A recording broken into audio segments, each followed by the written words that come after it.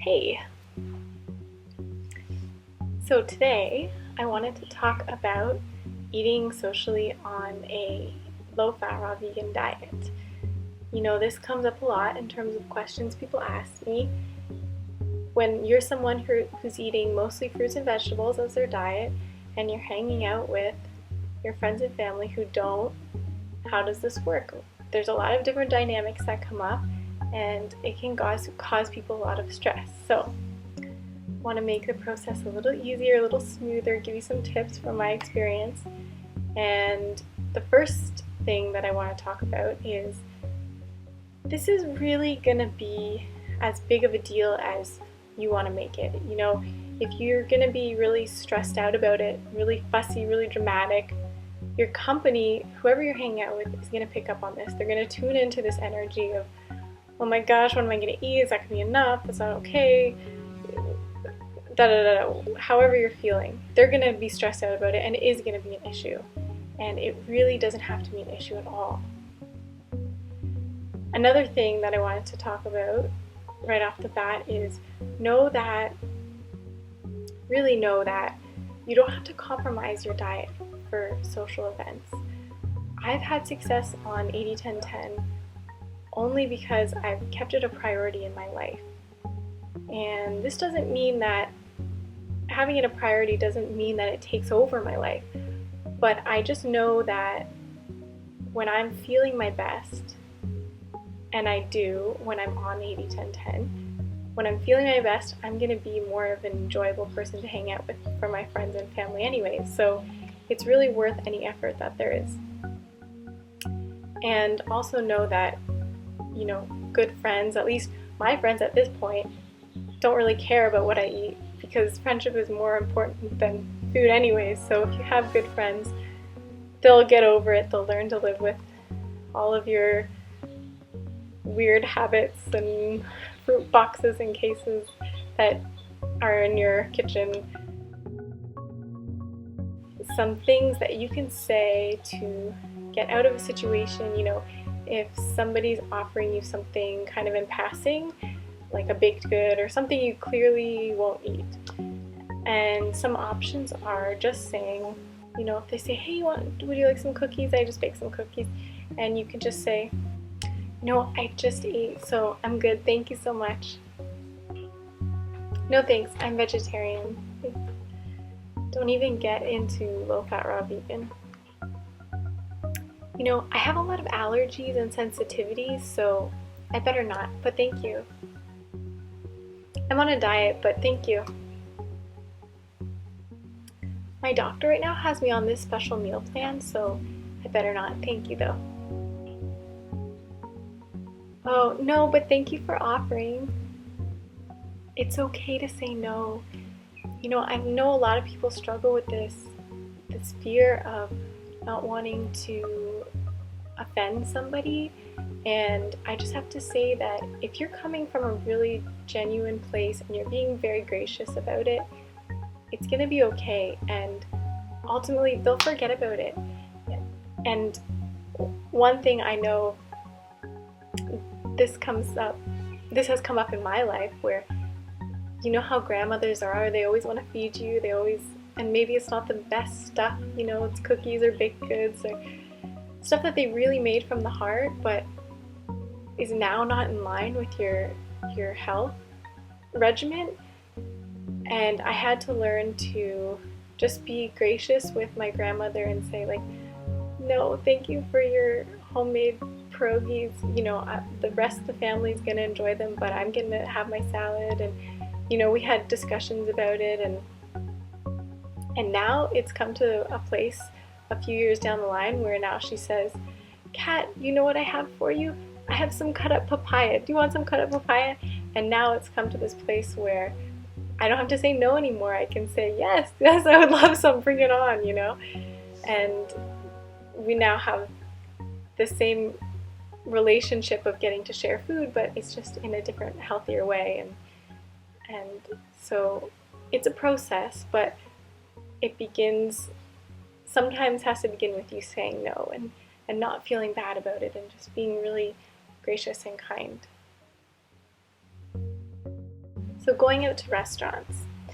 These next few tips are going to depend on really your comfort level with your company, whoever you're dining with, and also your comfort level with the restaurant. Maybe your family's been there a number of times and you know the waiters and you know the menu. So just adjust accordingly. If you're anticipating that this is not going to be enough food for you in terms of portions, just really simply have something before and then fill up on fruit maybe, and then have like a little salad at the restaurant, or have your meal at the restaurant and then have a little dessert afterwards or something at home.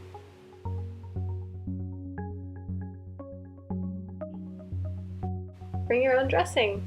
It's really easy to do. Just put it in a jar, carry it in your bag or something to be discreet about it. And it's a great way to, get to spend time with other people, but then still be able to have your salad and have it with enough calories to where you're satisfied, and maybe add a little bit more flavor to the usually bland garden salads at restaurants.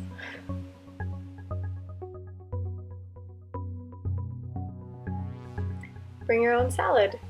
And this is in addition to ordering a salad on the menu. And I've been able to do it by, packing a Tupperware at home of like a good amount of salad with the dressing on it, and then packing it in my bag and bringing it into the restaurant and having the salad off the menu, which is usually pretty small, and then just discreetly adding little bits of my own salad to keep the plate full and to keep me satisfied.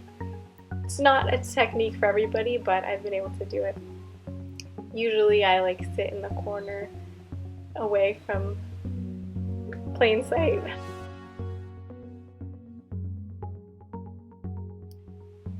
You can bring your own fruit too. This can work as an appetizer if you want to go to a restaurant and then have a salad afterwards. And it can be a great opportunity to bring fruit into other people's lives too, if you want to have something that's easier to share, like a box of figs or a carton of grapes or something, as opposed to like an apple that you might just munch on yourself.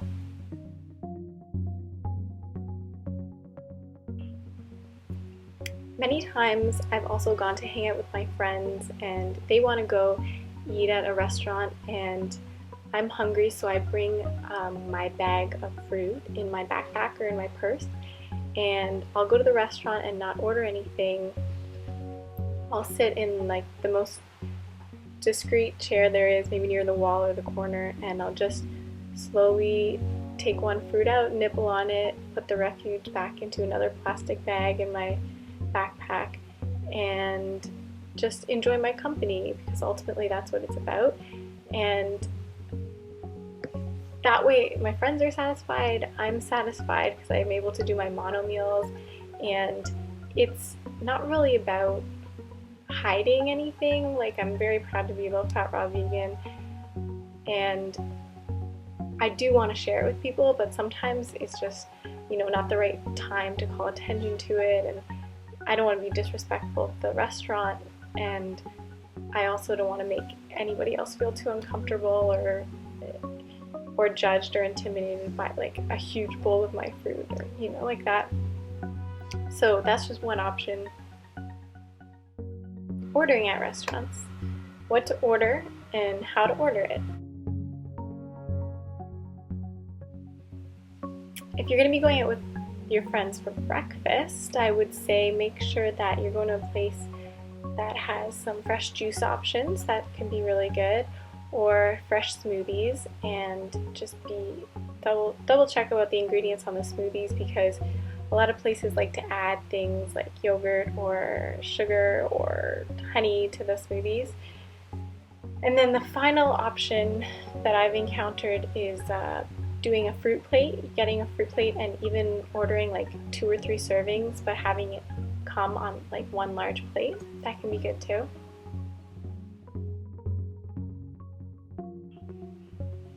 So if I am gonna get a salad that is on the menu, I'm gonna double check with them about how big it is, and sometimes I'll get 2 orders on one plate. And then often I will order the dressing on the side. Of course, I'm not going to eat it, and I'm not someone who likes to waste food. Often I'll have someone at the table eat it. It won't go to waste, but the reason I do this is because I've noticed when I ask for no dressing at all, it doesn't really, I don't know what happens in the line of communication, but it seems not to register in the chef's mind, and I'll get salads that come out with dressing on them. So I think they're more familiar with the request of dressing on the side. So that's just one tip if you don't want to have the whole salad wasted. I've had this happen many times that it's something I think we're sharing. How do I order? At this point, after almost 5 years doing raw food, this is pretty much all my dinners out. This is how they go. Firstly, please be nice to your waiter.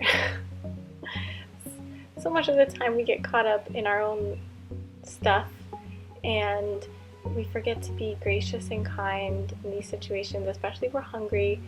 So just remember, make eye contact, smile, be nice, and bring them over to you. And I usually like to preface things and say something like, I have a lot of dietary sensitivities, or I just like to eat fruits and vegetables, or I'll often just say, I like to eat just really simply.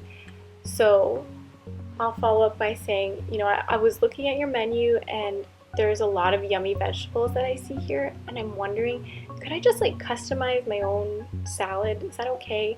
And usually that's fine. And I'll say, I love the mixed greens here, and I see in another dish you have some arugula. Maybe I could add some of that, and lots of tomatoes would be great. And sometimes I'll even ask, do you have a suggestion of other raw vegetables that could be added? And they'll say, oh, we could add some shredded carrots to that if you want. Perfect. Oh, sounds so delicious. I'm so excited.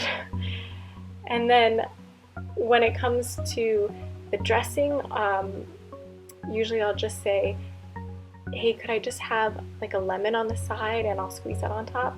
Or, do you have any ripe avocados I could cube onto that salad? It'd be perfect. And then when it comes to the size, I really like to emphasize this point. You cannot emphasize it enough. I've never gotten a salad that I didn't finish at a restaurant.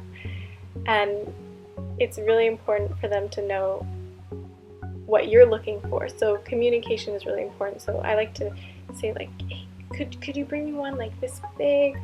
Or could I see the portion sizes over there.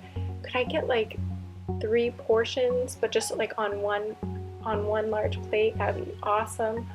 Or make a joke out of it.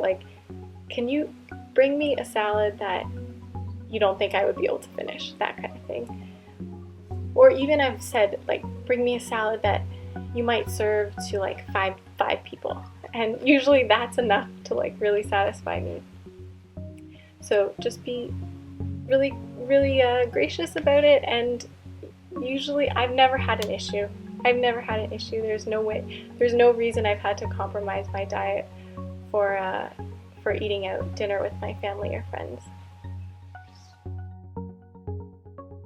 And then it never hurts just to go over the order at the end, double check, okay, so just the mixed greens and the tomatoes, blah blah blah, and no oil, no salt, please, no dressing, just the lemon on the side, and everything raw, nothing cooked. Okay, great, thank you. If you're going out to eat at a vegetarian restaurant, it's often really good because they have smoothies there, and what you can do is you can order a custom smoothie where you say hey, can I just get just mangoes and oranges blended together?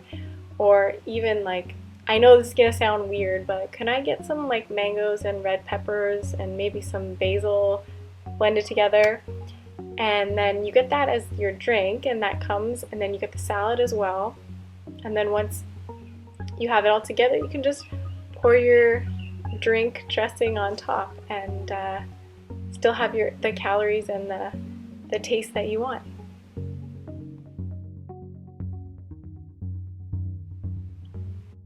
Don't assume that the foods that you make at home raw are going to be raw when you order them in a restaurant.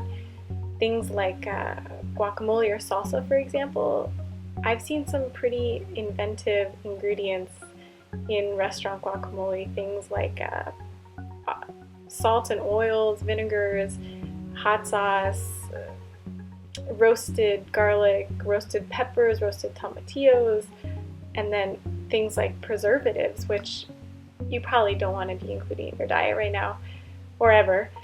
So just be aware of that. You can always ask for ingredients when you're in a restaurant. You have the right to know what's going in your body. Don't be shy about that. And if they are able to provide guacamole or salsa, those are good options. You can put them on your salad, or even like have celery sticks you can dip in there, and great option to share with your friends or family.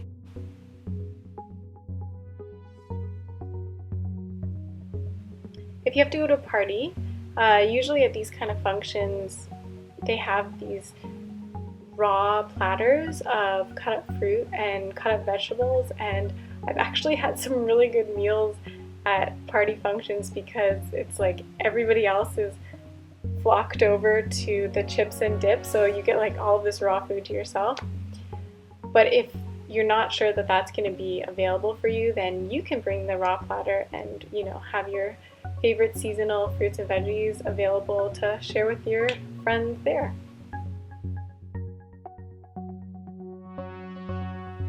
Where to eat. The best places to kind of like meet up if you have some influence in terms of your group of friends.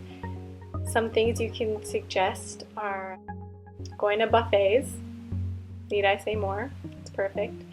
You can go to food courts.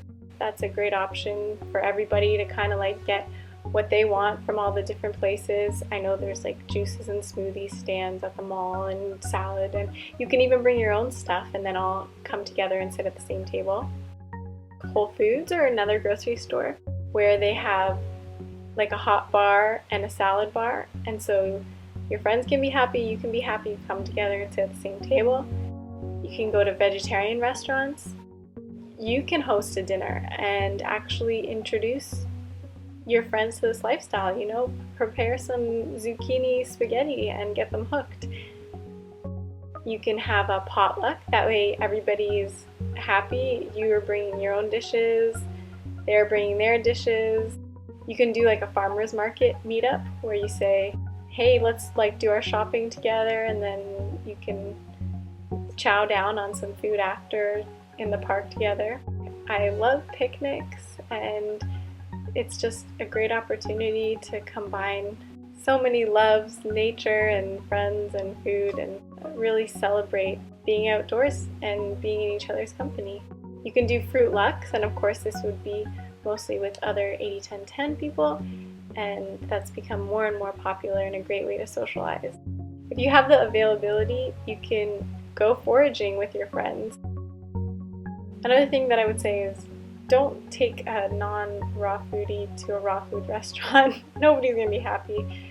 They're often not going to be satisfied with the menu. I've heard a lot of poor descriptions of raw food, like, oh, this cracker tastes like cardboard, and this is not a real burger, and nobody's going to be happy because the salad portion sizes are often just as sad as the ones from cooked food restaurants. So sometimes I've found it better to just, let them pick the restaurant and then you adjust. Let's remember that getting together shouldn't just be about the food you're eating. Oftentimes when people ask you to go to dinner, it's really just an excuse to hang out and talk, which is great because socializing is an intrinsic part of a balanced life, a healthy life. But I think I would like to see people can start to connect in more ways than just going out to a restaurant to eat. One, because it's going to save you a lot of money, and also because there's more to life than food. So here are some ideas that I thought of meetups that you can do with your friends and family.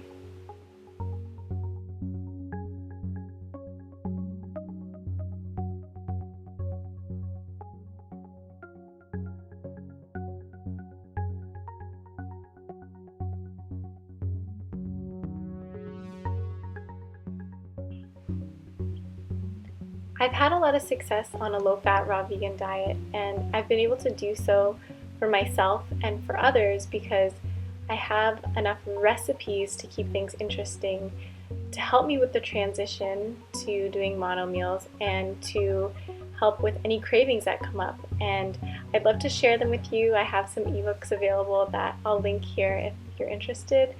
And bon appetit, and thank you for watching.